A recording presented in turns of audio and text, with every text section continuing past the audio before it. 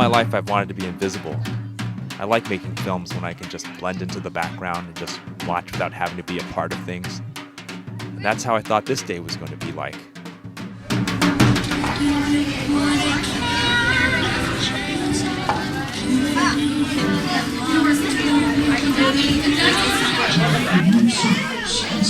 She told me they were going to give a presentation to educate people about their culture, and all that I have to do is film it.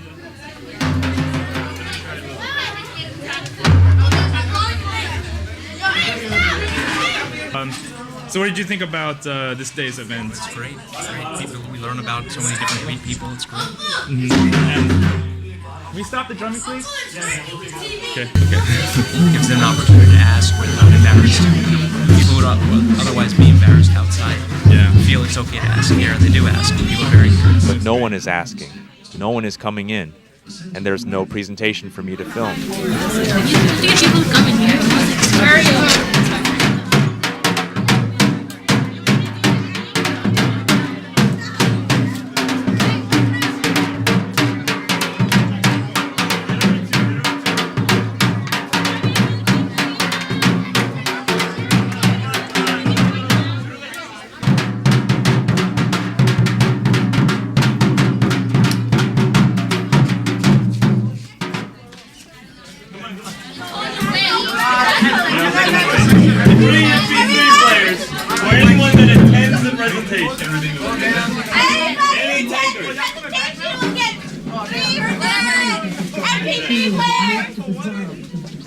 Bring MP3 players and anyone else attend the raffle and presentation.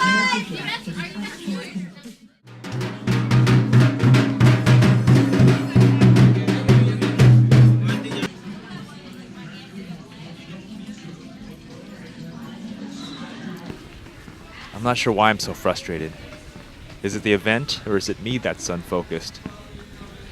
I'm sure the turbans had something to do with keeping people away, but the noise is just as distracting. And if they could just see how it's affecting other people. No, the side, like, you know, where Mr. Avari's room is.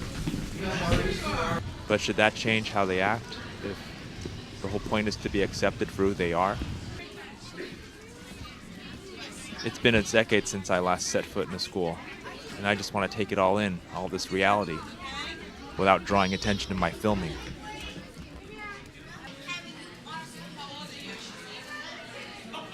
There was a time when everything was new, when you didn't have to worry about what direction your life was going, when everything seemed playful and free.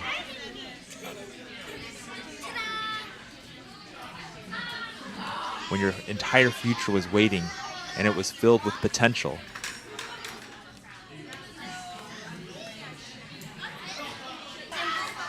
There's countless variety in the world, and you just want to experience all of it.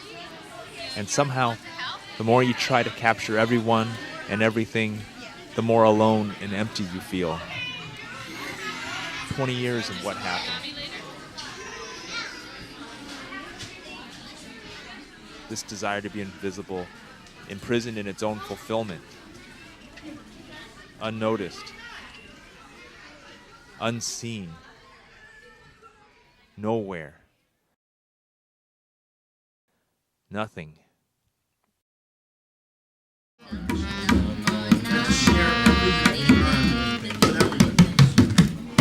don't have to be secret, Hindu or Muslim or Christian. Anybody who needs it, everybody, you have to share your language.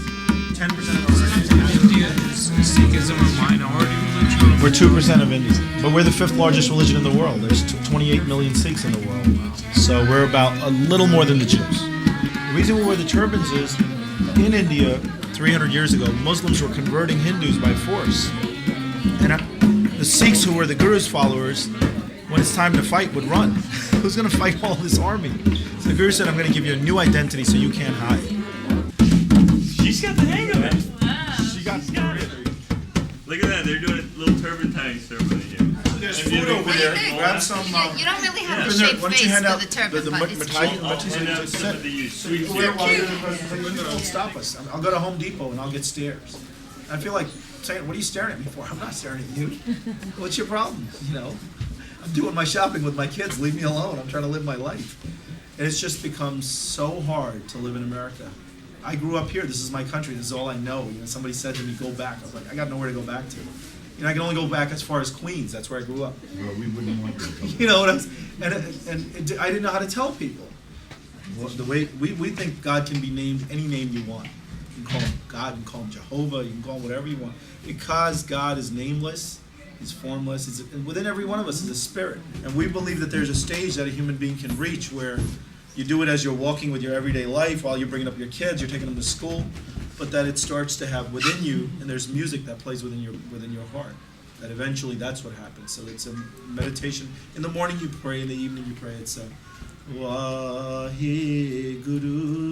Waheguru, Waheguru. We do it with the kids. It's a lot of fun. Do you have to have a good voice? No, it's actually not a requirement because I think it comes from within. It doesn't have to be outside. God doesn't listen to your voice. He just looks at the love. You have to have love. That's the main thing. And that was the story.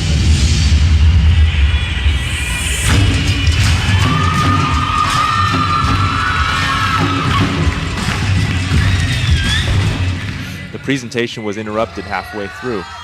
We were told that the Sikh Punjabi dancers were performing in the auditorium.